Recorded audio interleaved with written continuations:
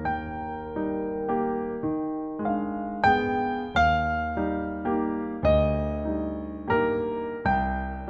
hi, this is Sarah Knepper. I'm here today talking with Elsa Gonsiorowski. So can you please tell us a little bit about yourself, your background, and kind of why you're interested in developer productivity? Yeah, so I work at Lawrence Livermore National Lab in our HPC facility, and I'm part of our customer support team. So it's very important to me to make sure that not only are customers' applications kind of using computers efficiently, that as we bring new hardware and machines online, that developers are using their time efficiently to change their programs and get the most out of their programs and the machines. Um, in addition to working at Livermore, I'm part of the ECP Ideas project, and I'm on the Productivity Sustainability Improvement Process team, the PSIP team, where we're trying to bring a new lightweight framework for scientific software developers in particular, bring a new lightweight framework for productivity improvement together and bring it to the ECP teams. Wonderful. It sounds like productivity is really kind of interwoven in kind of all aspects there. Yeah, So I do definitely you find have it a, interesting. oh yeah, yeah. Do you have a working definition that kind of guides your choices or how you view productivity? Yeah, I think a lot of people kind of understand productivity for themselves, but when it comes to a team, it's a little bit more nebulous because you have different personalities interacting. So it's for team productivity, it's definitely a balance between the team interactions of social interactions, communication, and decision making versus individual progress, maybe on the technical goals.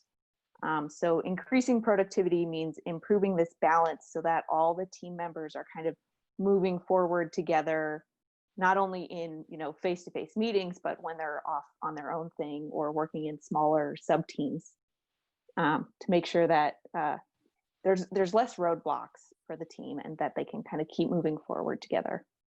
That's great. And speaking of roadblocks, what are some of the challenges your team is? Yeah, I think people kind of stuck in a rut is definitely a huge challenge, and maybe not even realizing that they are, or that there's more something new to try out or a different way that they could be doing something.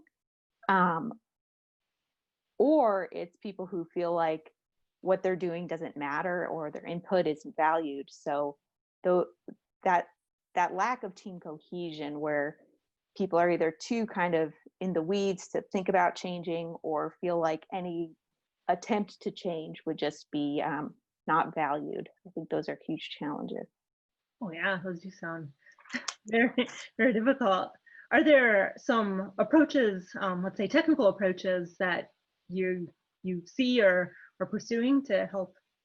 Yeah, I think for it doesn't sound technical, but just setting aside and making it very formal time for review, to review your practices, almost like an agile retrospective.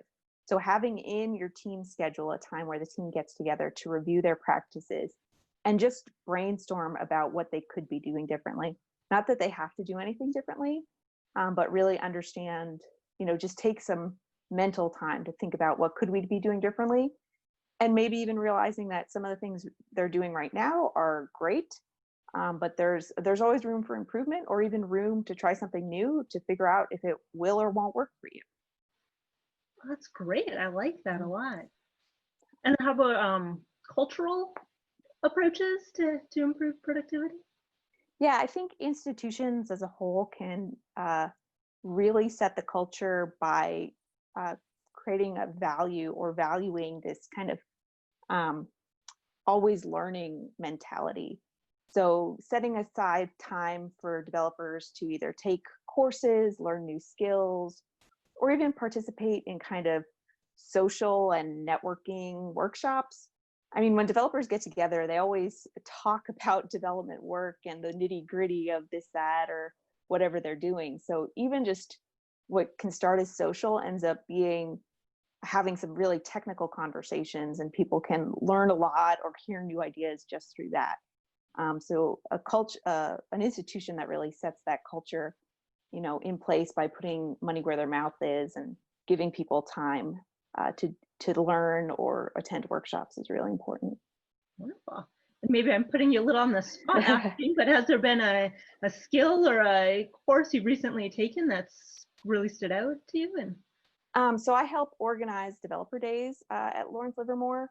So we put on some short talks and deep dive sessions, and it's one day where developers from across the lab can really get together. We don't, at Livermore, we don't all sit together, and we're not even in the same programs or anything. So just having a day for everyone to get together is really helpful, just to hear new ideas, hear even what projects people working on, because sometimes we just don't even know what other people are doing.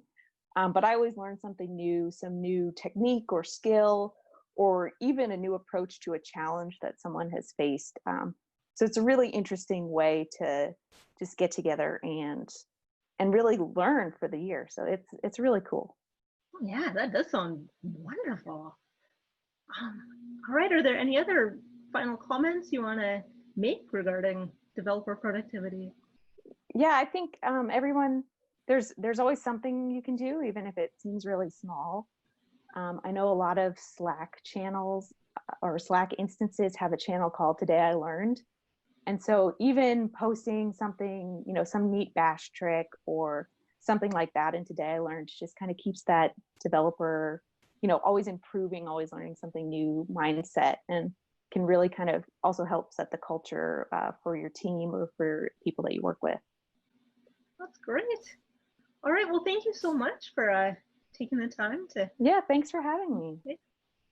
All right, thank you.